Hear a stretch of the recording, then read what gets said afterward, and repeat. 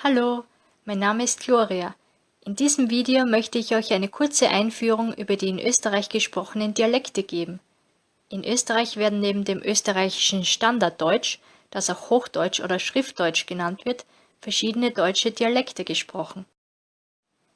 Die zwei großen Dialektgruppen sind Alemannisch und Bayerisch.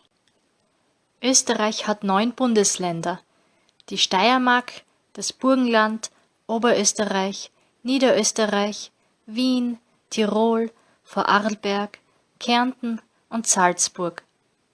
Alemannisch oder auch Schwäbisch-Alemannisch wird in Vorarlberg gesprochen. Südbayerisch wird in der Steiermark, in Kärnten, in Tirol und in Teilen des Burgenlandes gesprochen.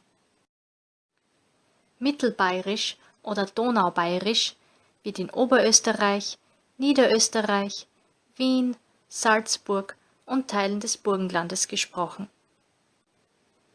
Ich möchte noch darauf hinweisen, dass es Unterschiede in der Aussprache oder unterschiedliche Wörter innerhalb ein und derselben Dialektgruppe gibt.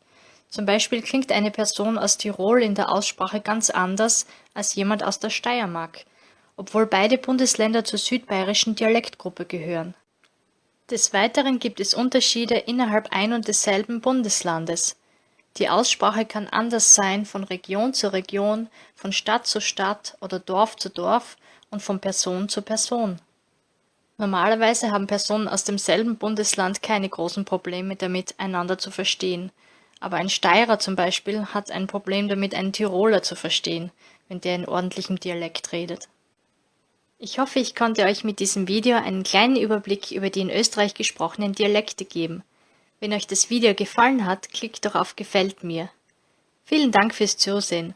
Tschüss, Baba!